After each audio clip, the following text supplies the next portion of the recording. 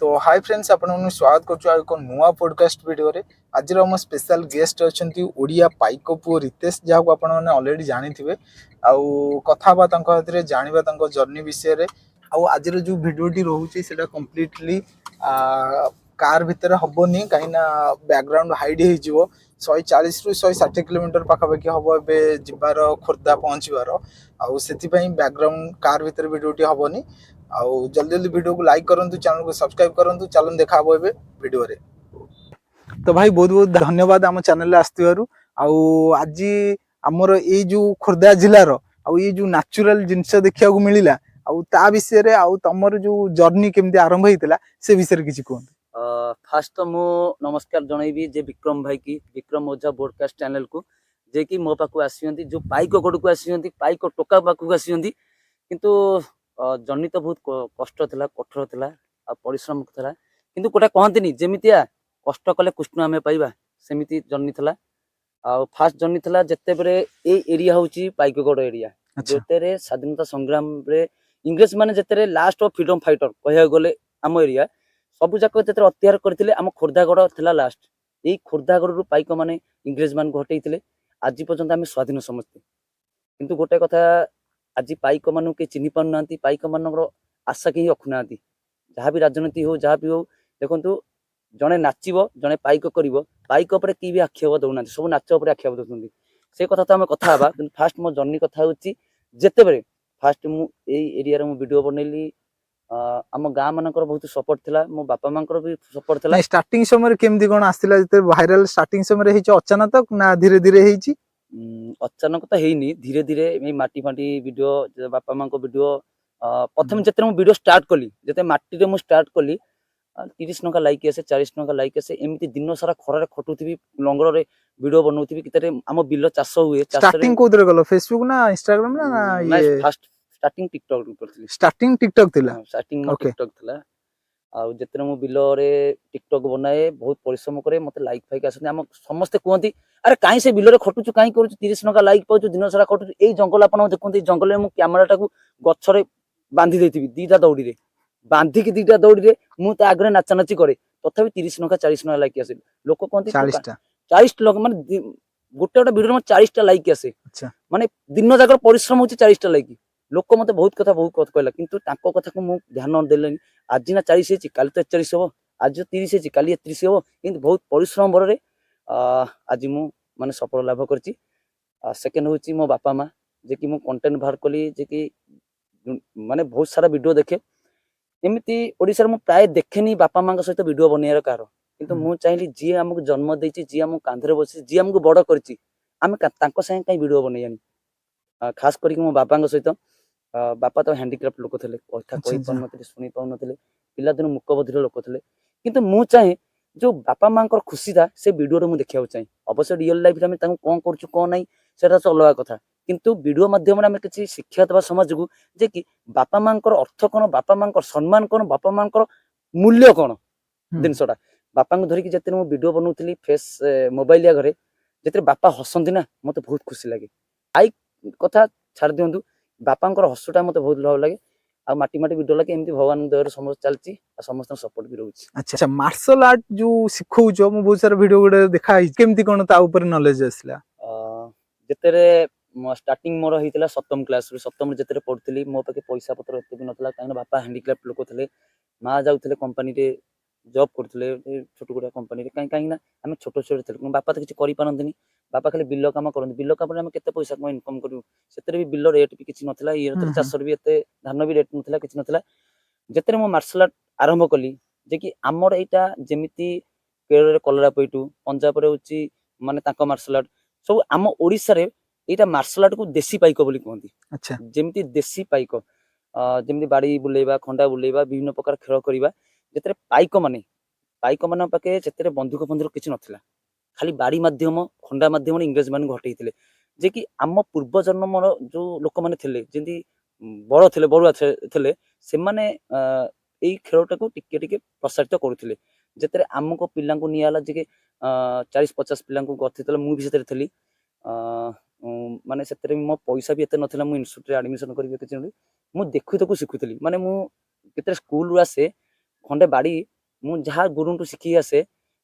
ମୁଁ ଘରକୁ ଆସିକି ଆହୁରି 4-5 ଘଣ୍ଟା ମୁଁ ବାଡ଼ିରେ ମୁଁ ପ୍ରାକ୍ଟିସ୍ କରୁଥିଲି। ଯେତେବେଳେ ମାର୍ଶାଲ ଆର୍ଟ ମାନେ ପ୍ରୋଗ୍ରାମ ସାରିଲା ଭିତରେ 40 ପିଲା ଆମେ ଥିଲୁ। 40 ପିଲା ଭିତରେ ଗୁରୁ ଥିଲେ ଆମର ଦୀନବନ୍ଧୁ ବିଶ୍ୱାଳ, ସିଏ अब ସ୍ୱର୍ଗତ ଚାଲିଗଲେଣି। ଆଉ ଏବେ ବି ତାଙ୍କର ମନୋଜ କୁମାର ବିଶ୍ୱାଳ ଅଛନ୍ତି, କବିରାଜ ପ୍ରଧାନ ଅଛନ୍ତି, ବହୁତ ସାରା ଗୁରୁ ଅଛନ୍ତି, କାଶୀନାଥ ପ୍ରଧାନ ଅଛନ୍ତି, ବହୁତ ସାରା ଗୁରୁ ଅଛନ୍ତି। ତାପରେ ଯେତେବେଳେ 40 ପିଲା ଭିତରୁ ଆମେ 2 ଜଣ 3 ଜଣ ଆମେ ସିଲେକ୍ସନ ହେଇଥିଲୁ ଦିଲ୍ଲୀ ନ୍ୟାସନାଲ ପ୍ୟାରେଡରେ ଅଂଶଗ୍ରହଣ ଯିବା ପାଇଁ କରିବାକୁ ଯିବା ପାଇଁ। ବାବା କିନ୍ତୁ ମୁଁ ଭାବିନଥିଲି ଯେ କି ଦିଲ୍ଲୀରେ ଯାଇକି ରାଷ୍ଟ୍ରପତି ଆଗରେ ଆମେ କ'ଣ ପ୍ରୋଗ୍ରାମ କରୁ। ସେଥିରେ ଆମେ ଥିଲେ ଏପିଜେ ଅବଦୁଲ କଲାମ। ଆଚ୍ଛା 2008 ମସିହା କହୁଛି, 2007 କି 8 ଏଇ ଏପିଜେ ଅବଦୁଲ କଲାମ ଥିଲେ। ମତେ କେତେବେଳେ ପ୍ରଥମେ ନୋଟିସ୍ ଆସିଲା ଯେ ଦିଲ୍ଲୀରେ ଯାଇକି ପ୍ରୋଗ୍ରାମ କରେ। ମୁଁ ମାନେ ଏପଟେ ମୁଁ ଭାବିନଥିଲି ମୁଁ ଯାଇକି ଦିଲ୍ଲୀରେ ଯାଇକି ଗୋଟେ ପ୍ୟାରେଡରେ ଏତେ ସାରା ମୁଁ ମାନେ ଭାବି ବି ପାରିନଥିଲି। ମୁଁ 5 ମିନିଟ୍ ମାନେ ମୁଣ୍ଡରେ ସ୍ପବିତ ହେଇଗଲା ମୁଁ ଦିଲ୍ଲୀ ଯିବି ବୋଲି, ଗୋଟେ ମନରେ ଗୋଟେ ହେଲା। ତାପରେ ଓଡ଼ିଶାରେ ଯେତେବେଳେ ଅଡିସନ ହେଲା, ଆମର ଓଡ଼ିଶାର ଅଡିସନ ହେଲା, ମୁଁ ତ ଓଡ଼ିଶାର ଯେତେବେଳେ କଳାମଣ୍ଡପ ଭଞ୍ଜ କଳାମଣ୍ଡପ ଆପଣ ଜାଣିଥିବେ, ଭୁବନେଶ୍ୱର ଭଞ୍ଜ କଳାମଣ୍ଡପରେ ମୁଁ କେତେବେଳେ ଷ୍ଟେଜ ଉପରେ ଠିଆ ହେଇକି ଖଣ୍ଡା ବୁଲେଇଲି। ଆଉ ଯେତେବେଳେ ଛୋଟଟିଏ ଥିଲି ନା, ଯେତେବେଳେ ମୁଁ ଖଣ୍ଡା ବୁଲେଇଲି ଆଉ ଜଜ୍ ମାନେ ଉଠିକି ମତେ ଷ୍ଟାଣ୍ଡିଂ କରି ମାରିଥିଲେ। ବାଃ। ଆଉ ଆମ ଗୁରୁଙ୍କର ସପୋର୍ଟ ଥିଲା, ସମସ୍ତଙ୍କ ସପୋର୍ଟ ଥିଲା। 2008 ମସିହାରେ ମୁଁ ଯାଇଥିଲି ଦିଲ୍ଲୀ ପ୍ୟାରେଡରେ ଅଂଶଗ୍ରହଣ କରିବାକୁ। ସେଠି ଲାଲକେଲା ସରି ରାଷ୍ଟ୍ରପତି ଭବନ ଇଣ୍ଡିଆ ଗେଟ୍ ଗୋଟିଏ ରୋଡ ଥିଲା ଆମର ପ୍ୟାରେଡରେ। ସେଥିରେ ମୁଁ ବାଡ଼ି ବୁଲେଇ ବୁଲେଇ ଓଡ଼ିଶା ତରଫରୁ ଆସିଥିଲି। ଆଉ ସେକେଣ୍ଡ ଯାଇଥିଲି ତାମିଲନାଡୁ ଯାଇଥିଲି। ଏମିତି ଜର୍ଣ୍ଣି ହେଲା ପରେ ତାପରେ ରିଆଲିଟି ଶୋରେ ମୁଁ ପାଦ ଦେଲି। ତା ହଉଛି ଯେ କେରଳରେ ଆପଣ ମାନେ ଜାଣିଥିବେ ଉଗ୍ରମ ଉଜ୍ଜଲମ ସିଜନ୍ 2 ଆମର ଯେମିତି ବେଷ୍ଟ ଅଫ ଓଡ଼ିଶା, ସାବାସ ଓଡ଼ିଶା ଆମ ଓଡ଼ିଶା ମାନଙ୍କର ହଉଛି, ସେମିତି କେରଳରେ ଉଗ୍ରମ ଉଜ୍ଜଲମ ସିଜନ୍ 2 ଏପିସୋଡ 11 ୟୁଟ୍ୟୁବରେ ମାରିଲେ ଆସିବ। ସେଥିରେ ଆମେ ଫାଇନାଲରେ ପହଞ୍ଚି ଯାଇଥିଲୁ। आपका नाम क्या है यार? रितेश। रितेश। रितेश जी, यस सर। आपका इन्वॉल्वमेंट इतना ଆଚ୍ଛା ସେଥିରେ ଆମର ଷ୍ଟାର ଥିଲେ, ବଡ଼ ବଡ଼ ଷ୍ଟାର ଥିଲେ। ଆମର ଚନ୍ଦ୍ରମୁଖୀ ହିରୋଇନ ବି ଥିଲେ, ଆଉ କନିକା ମ୍ୟାଡାମ ଥିଲେ ଯିଏକି ପୁରା ହିରୋଇନ, ଯିଏ ସୁପରଷ୍ଟାର ହିରୋଇନ, ସିଏ ବି ଥିଲେ। ଆଉ ବହୁତ ପ୍ରଶଂସା କରିଥିଲେ ଯେ ଓଡ଼ିଶାର ଜିନିଷଟାକୁ ବାହାରକୁ ଆଣିକି ଦେଖାଉଛନ୍ତି, ଓଡ଼ିଶାର କଳା ସଂସ୍କୃତି ବାହାରକୁ ଆଣିକି ଦେଖାଉଛନ୍ତି। ଭାଇ ଜୀବନରେ ଗୋଟେ କଥା ହଉଛି ଯେ କି କଳା ସଂସ୍କୃତି ଆମେ ଯଦି ସମସ୍ତେ ବନ୍ଦ କରିଦେବା ତାହେଲେ ଓଡ଼ିଶାର କଳା ସଂସ୍କୃତି ହିଁ ବୁଡ଼ିଯିବ। ଏଇ ହଉଛି ମୋ ଜର୍ଣ୍ଣି ଭିତରେ ଚାଲିଥିଲା। ଆଚ୍ଛା ଯଦି ଏବେ ଆମେ ତମକୁ କହିବା ପାଇଁ ଯିବା, ଏବେ ଲଗାତାର ଭାବରେ ତମର ବହୁତ ସାରା ଭିଡିଓ ବି ଭାଇରାଲ ହଉଛି ଯୋଉଟା ପଥରକୁ ଥୋଇକି ତା ଉପରେ ଫଟେଇବା, ତ ସେଇଟା କେବେ ତମକୁ ଲାଗେନି ମୋ ଗୋଡ ଭାଙ୍ଗିଯିବ କି ହାତ ମାନେ ସେମିତି ନା ସେମିତି କିଛି କଷ୍ଟ ହୁଏନି? ନାଇଁ ନାଇଁ, ଆକ୍ଚୁଆଲି ଭାଇ ଗୋଟେ କଥା ହଉଛି, ଯେତେବେଳେ ଆମର ପାଇକ ବିଦ୍ରୋହ ହେଇଥିଲା, ସିପାହୀ ବିଦ୍ରୋହ ଆମ ଓଡ଼ିଶାରେ ହେଇଥିଲା, ଏଇ ଜୟରାଜ ଗୁରୁ, ବକ୍ସି ଜଗବନ୍ଧୁ, ପିଦିନ ବାହୁବଳେନ୍ଦ୍ର, କୁଟିବାସ ବାର୍ଷାଣୀ, ଏମାନେ ବହୁତ ବୀର ଯୋଦ୍ଧା ଥିଲେ। ସେମାନେ ଗୋଟେ ଗୋଟେ ପଥର କାନ୍ଧେଇକି ଉଠେଇକି ମନ୍ଦିର ତିଆରି କରୁଥିଲେ, ପାହାଡ଼ ଉପରକୁ ନେଉଥିଲେ। ତାଙ୍କ ପାଖେ କେତେ ବଳ ଥିଲା, କିନ୍ତୁ ସେଟା ବଳରେ ମାପ, ସାହସରେ ମାପ। ଗୋଟେ ଜିନିଷ ହଉଛି କଳ୍ପନା ଚାୱଲା ଏଭରେଷ୍ଟ ପାହାଡ଼ ଚଢିକି ଦେଖେଇଥିଲେ। ହଁ ତାଙ୍କର ମନରେ କଣ ଥିଲା, ମୁଁ ପାହାଡ଼ ଚଢି ପାରିବି, କିନ୍ତୁ ମନରେ ଥିଲା ଯେ ସାହସ, ମୁଁ ସାହସ କରିକି ଦେଖେଇଦେବି। ଆପଣ ମାନେ ନିଜେ ଚିନ୍ତା କରନ୍ତୁ ଆମ ଟେକ୍ନୋଲୋଜି କେତେ ପଛରେ ଅଛି, ଆଉ ଚାଇନାର ଟେକ୍ନୋଲୋଜି କାହିଁକି ଆଗରେ ଅଛି। ଚାଇନା ପିଲା ସିଏ କଣ ନା ପିଲାଦିନୁ ତାଙ୍କର ସାହସଟା ବଢା ହୁଏ। ତାଙ୍କର ଦେଖନ୍ତୁ ସରୁଆ ସରୁଆ ପିଲା ହେଇଥିବେ ଘର ଦ୍ୱାରା ଭାଙ୍ଗିକି ଫୋପାଡ଼ି ଦଉଛନ୍ତି, କିନ୍ତୁ ଓଡ଼ିଶାରେ ଦେଖନ୍ତୁ ଖାଇ ପିଇକି ଖାଲି ବସୁଛନ୍ତି। ମନରେ ଗୋଟେ ସାହସ ଦିବା ଦରକାର ଯେ ପଥର କୁଇଣ୍ଟାଲ ହଉଛି, ପଥର ହଉଛି ଆମର 80 କେଜି, ମୋ ଉପରେ 3ଟା ପଥର ଥୁଆ ହବ, ମୁଁ ହଉଛି ମାତ୍ର 40 କେଜି। 3ଟା ପଥର ଥୋଇଲା ବେଳକୁ 2 କ୍ୱିଣ୍ଟାଲ ପ୍ଲସ୍ ହେଇଯାଉଛି, 2 କ୍ୱିଣ୍ଟାଲ ପ୍ଲସ୍ ହଉଛି। ଯଦି ଦେହରେ 2 କ୍ୱିଣ୍ଟାଲ ପ୍ଲସ୍, ତାପରେ ଯୋଉ ମାନେ ମାର୍ଟିନଟା ମାଡ ହଉଛି, ଗୋଟାଏ ପଥର କେତେ କେଜି? 80 କେଜି ହବ। ଗୋଟେ ପଥର 80 କେଜି? ଆପଣ ଏଇ ପଥରକୁ ମାପନ୍ତୁ, ଗୋଟାଏ ପଥର 50 କେଜି ପ୍ଲସ୍, 60 କେଜି ପ୍ଲସ୍ ହବ। ଏଇ ପଥର 60 କେଜି ପ୍ଲସ୍ ହେଲେ 3ଟା ପଥରକୁ କେତେ ହଉଛି, 60 7 120, ସେଟା 2 କ୍ୱିଣ୍ଟାଲ ମାଲ ଯଦି ଆପଣ ଦେହରେ ଥିବା ପଥର ବାଟେ, ସେଇଟା ହଉଛି ସାହସ। କଷ୍ଟ ଲାଗେ ଯେତେବେଳେ? ନାଇଁ ଯେତେବେଳେ ବାଢ ହୁଏ ତ କଷ୍ଟ ଲାଗେ, ଯେମିତି ପ୍ରେସରଟା ପଡେ, କିନ୍ତୁ ଟେକ୍ନିକ ଅନୁସାରେ କେହି ବି ଘରେ ଟ୍ରାଏ କରନ୍ତୁ ନାହିଁ, ବିନା ପ୍ରାକ୍ଟିସରେ ଟ୍ରାଏ କରନ୍ତୁ ନାହିଁ। ଆ ପାଇଁ ଗୋଟେ ଇନଷ୍ଟିଚ୍ୟୁଟ୍ ଅଛି, ତା ପାଇଁ ଶିକ୍ଷା ଅଛି, ସବୁ ଅଛି। ତା ବାଡେଇଲା ବେଲା ଟିକେ ଟେକ୍ନିକ ଦରକାର, ଶୋଇଲା ବେଲା ଟେକ୍ନିକ ଦରକାର। ସେ ଆଜିକା ଯୁଗରେ ମୋର 10,000 ଷ୍ଟେଜ ପ୍ରୋଗ୍ରାମ ହେଇଗଲାଣି, କିନ୍ତୁ ଏମିତି ଚାଲିଛି ପାଇକ ପୁଅର କମାଲ। କିନ୍ତୁ ଆଗକୁ ଏଇ ପାଇକ ପୁଅକୁ ନେଇକି ଆମେରିକା ଗଡ୍ ଟ୍ୟାଲେଣ୍ଟ ଠିଆ କରିବି ବୋଲି ମୋର ବହୁତ ଆଶା। ଆମର ଯଦି କୁହାଯିବ ତମର ଏବେ ଇନକମ୍ ସୋର୍ସ ଉପରେ କଣ କେମିତି ଆସୁଛି? ଅନଲାଇନରୁ ବି ପଇସା ଆସୁଛି, କାରଣ ମିଡିଆ ଆଗରେ ବି କେତେ ଭାଇ ଅଛନ୍ତି ମିଛ ସତ କହୁନି, ମୋର ମିଛ ବି କହିବେ ନା, ଯାହା କହିବି ସତ କହିବି, କାହିଁକିନା ମୋ ପଇସା କିଏ ନେଇପାରିବେନି କି ମୁଁ ତାଙ୍କ ପଇସା କିଏ ଜାଣିପାରିବିନି। ଜିନିଷ ହଉଛି କର୍ମ ହିଁ ଭଗବାନ। ଯଦି କର୍ମ କରୁଥିବା ତାହେଲେ ପଇସା ଆସୁଥିବ। କିନ୍ତୁ ଗୋଟେ ଜିନିଷ ସମସ୍ତ ଦର୍ଶକ ମାନଙ୍କୁ କହିବାକୁ ଚାହୁଁଛି ଯେ କି ଅନଲାଇନକୁ ସଦାବେଳେ ଦେଖିଲେ ହବନି, ଅଫଲାଇନକୁ ବି ଦେଖିବାକୁ ପଡିବ। ନିଜ କର୍ମଟାକୁ ଆଗ ଦେଖିବାକୁ ପଡିବ। ଯେମିତିଆ ମୋ କଥା କହୁଛି, ମୁଁ ଗୋଟେ ସିକ୍ୟୁରିଟି ଗାର୍ଡ କାମ କରୁଛି ଏବେ ଏମ୍ସ ହସ୍ପିଟାଲ ରେ ଏବେ ବି ଏବେ ବି ଆପଣ ମାନେ ଯିବେ ଗେଟ୍ ରେ ମୁଁ ଡ୍ୟୁଟି କରିଥିବି ଓହ, ସିକ୍ୟୁରିଟି ଭାଇ। ଗାର୍ଡ ସିକ୍ୟୁରିଟି ଡ୍ରେସ୍ ପିନ୍ଧିକି ଡ୍ୟୁଟି କରିଥିବି ଓକେ କିନ୍ତୁ ମୁଁ ଚାହିଁଲିନି ଯେତେ ମୁଁ ବଡ ଲୋକ ହୋଇ ମୋ କର୍ମଟାକୁ ମୁଁ କେବେ ମାନେ ଦୂରେଇନି କାରଣ କର୍ମ ହଉଛି ଭାତ ହାଣ୍ଡି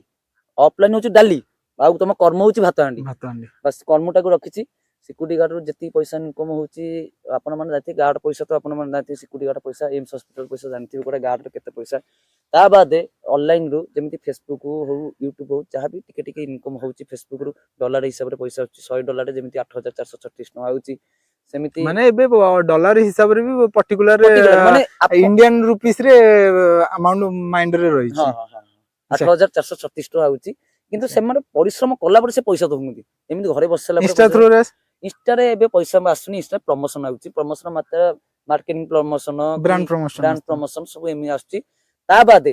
ଯେତେବେଳେ ରିଲ୍ସ ବୋନସ ମିଳୁଥିଲା ସେତେବେଳେ ମିଳିଥିଲା ରିଲ୍ସ ବୋନସ ମୋ 2 ଥର ଆଇଛି କେତେ କେତେ ଗୋଟେ 5,000 ଆଇଛି ଆଚ୍ଛା ଆଉ ଗୋଟେ 8,000 ଆଇଛି ରିଲ୍ସ ବୋନସ ଏଇ ଦିଥର ତାପରେ 2 ଥର ତାପରେ ବନ୍ଦ କରିଦେଲା ଏବେ ଇନଷ୍ଟା ତ କାହା ପଇସା ହିଁ ଦେବ ନା ମୁଁ ଶୁଣିନି କିନ୍ତୁ ମୋ ପାଖରେ ତ ଆସିନି ମୋ ପାଖରେ 3 ଲକ୍ଷ ଫଲୋଅର ଅଛି ମୁଁ ତ ଜାଣିପାରୁନି କିନ୍ତୁ କିଏ ପାଉଥିବ ମୁଁ ବି ଜାଣିନି ପର୍ଟିକୁଲାର ନାଇଁ କିନ୍ତୁ କିଛିଟା ଏବେ ରିଲ୍ସ ଯୋଉ ମାନେ ବଡ ବଡ ଷ୍ଟାର ଅଛନ୍ତି ସେମାନେ କିଛିଟାକୁ ପାଉଥିବେ ହଁ ହଁ ତାର ଦେଇଛନ୍ତି। ଫେସବୁକ ରୁ ପଇସା ମିଳୁଛି ଆଚ୍ଛା ୟୁଟ୍ୟୁବ ଯାହା ଆଉ ଟିକେ ୟୁଟ୍ୟୁବ ୟୁଟ୍ୟୁବ ୟୁଟ୍ୟୁବ ମୁଁ ଦେଖୁଛି ଭିଡିଓ ପକା ନାଇଁ ହଉନି ନାଇଁ କୋଉ ଆକ୍ଚୁଆଲି ରିଜିନ ୟୁଟ୍ୟୁବ କଣ ହେଇଛି ନା ପ୍ରଥମ ୟୁଟ୍ୟୁବ ଟା ମୋର ଟିକେ ପ୍ରୋବ୍ଲେମ ହେଲା କମ୍ୟୁନିଟି ଗାଇଡ ଲାଗି ଯାଇଥିଲା କେତେ ସେକେଣ୍ଡ ଚ୍ୟାନେଲ ସବସ୍କ୍ରାଇବର କେତେ ଥିଲେ ସେତେ ଥିଲେ 2 ଲକ୍ଷ ପାଖାପାଖି ଥିଲେ ସେ ଚ୍ୟାନେଲରେ ସେ ଚ୍ୟାନେଲରେ ଆମେ ମିଶିକି କରିଥିଲୁ 4-5 ଜଣ ମିଶିକି କରିଥିଲୁ ଆଚ୍ଛା କିନ୍ତୁ ସେ ଚ୍ୟାନେଲରେ କାହିଁକି ନା ମୋର ତ ଗୋଟେ ମେଲ ଆସିଥିଲା ମେଲ ଦେଖିପାରିଲିନି ଆଉ ପତ୍ର ଯୋଉ ନିଆଁ ଫିଆଁ ମୁଁ ଛାଡିଲି ମୋ ଆଇଟମ ଛାଡିଲି ସେ ବନ୍ଦ କରିଦେଇଥିଲା ଏବେ ଯୋଉ ନୂଆ ୟୁଟ୍ୟୁବ ଖୋଲିଛି ଯେ ପାଇକପୁର ଇତିହାସ ଖୋଲିଛି ଆଚ୍ଛା ୟୁଟ୍ୟୁବ ରେ ସେଇ ଯୋଉ ପୁରୁଣା ଆକାଉଣ୍ଟ ଥିଲା ତା ଦେହରେ ପେମେଣ୍ଟ ଆସିଥିଲା ନା ହଁ ହେଇନଥିଲା ସେଟା ପେମେଣ୍ଟ ଆସିଥିଲା କେତେ ଟଙ୍କା ଆସିଥିଲା ପେମେଣ୍ଟ ଆସିଥିଲା ଅନୁମାନ 70-80 ହଜାର ପାଖାପାଖି ଆସିଥିଲା 70-80 ହଜାର 80,000 ଗୋଟେ ମାସରେ ନା ଗୋଟେ ମାସ ନୁହଁ ଏମିତି 4-5 ମାସ ଭିତରେ ଆଚ୍ଛା ଆଚ୍ଛା ସେ 4-5 ମାସ ଭିତରେ ଏତିକି ଟଙ୍କା ପେମେଣ୍ଟ ଲକ୍ଷେ ହେଇଛି ପାଖାପାଖି ଆସିଥିଲା ଲକ୍ଷେ ପାଖାପାଖି ମିଶିକି ନେଇଥିଲୁ ଗ୍ରୁପ କରିଥିଲୁ ମାନେ 4-5 ଜଣ ଏମିତି ଦେଇଥିଲୁ ଆଚ୍ଛା ଆଚ୍ଛା 4-5 ଜଣ ହଁ ଗ୍ରୁପ ଚ୍ୟାନେଲ ଟା ହଁ ଥିଲା ଗ୍ରୁପ ଚ୍ୟାନେଲ ତାର ଏବେ ଇଏ ହେଲା କଣ ପାଇଁ ବ୍ଲଗ ହେଲା କଣ ପାଇଁ ବ୍ଲକ୍ ହେଲା କାହିଁକି ନା ମୁଁ ମଝିରେ କଣ କରିଛି ନା ମୁଁ ପ୍ରୋଗ୍ରାମ ଭିଡିଓ ଛାଡିଥିଲି ନିଆଁ ପ୍ରୋଗ୍ରାମ ମୁଁ ଯୋଉ ନିଆଁ ଫୁରେ ଖେଳୁଛି ହୁଁ ନିଆଁରେ ଛାଡୁଛି ପଥର ବାଡିଆ ବି ଛାଡିଥିଲି ସିଏ ମତେ ଗୋଟେ ମେଲ କରିଥିଲେ କିନ୍ତୁ ମେଲ ଟାକୁ ମୁଁ ଚେକଅପ୍ କରୁନଥିଲି ଯେ କି ସେ ସାଙ୍ଗ ବି ଚେକଅପ୍ କଲେ କଣ ହେଇଥିଲା ମୋ ମୋବାଇଲ ଭିତରେ ଭାଙ୍ଗି ଯାଇଥିଲା ମୁଁ ବହୁତ ମାନେ 3-4 ବର୍ଷ କଥା କହୁଛି ଆଚ୍ଛା ତାପରେ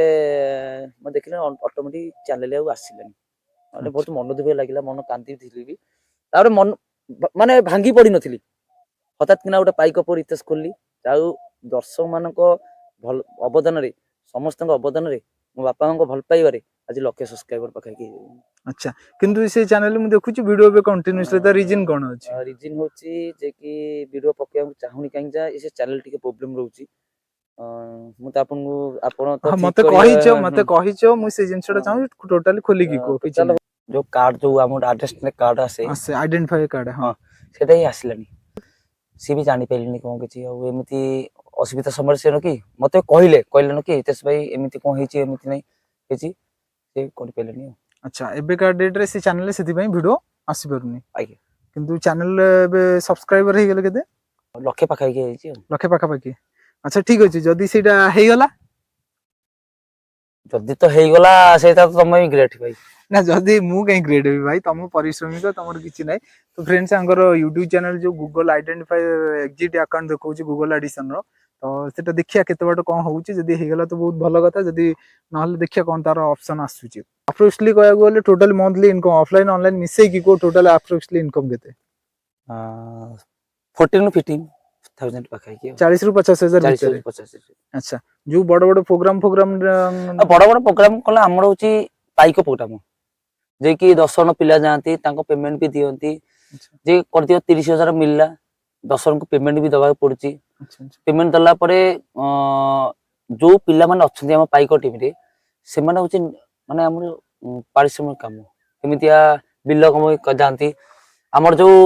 ମିସ୍ତ୍ରୀ କାମ ଯାଆନ୍ତି ଏମାନେ ଯାଆନ୍ତି ଏମାନଙ୍କୁ ଆମେ ଡାକିକି ଆଣିକି ଆମେ ଯାଉ କରିଦିଅ ଗୋଟାଏ ପିଲା ଯଦି 1,000 ନେଲା 10 ପିଲା 10,000 ନେବେ ଗାଡି ଖର୍ଚ୍ଚ ବାଦ ସବୁ 30,000 ଭିତରେ ହେଇଯାଉଛି ଆଉ ଠିକ ଅଛି ଟାଇମ ତ ସଇଲାରି ଭିଡିଓ ଏଠି ଶେଷ କରିବା ଫ୍ରେଣ୍ଡସ୍ ଯଦି ଭିଡିଓ ଭଲ ଲାଗିଥିବ ତାହେଲେ ଚ୍ୟାନେଲକୁ ସବସ୍କ୍ରାଇବ କରନ୍ତୁ ଆହୁରି ଭଲ ଭଲ କଣ୍ଟେଣ୍ଟ ଆସିବ ଯଦି ବି ସବସ୍କ୍ରାଇବ କରିଛନ୍ତି ତାହେଲେ ସର୍ବପ୍ରଥମେ ଆପଣ ଭିଡିଓ ପାଇପାରିବେ ଆଉ ସେ ଯଦି ସେୟାର କରିନାହାନ୍ତି ସେୟାର କରିଦିଅନ୍ତୁ ପୁଣି ଦେଖାବ ଆଉ ଏକ ନୂଆ ଭିଡିଓରେ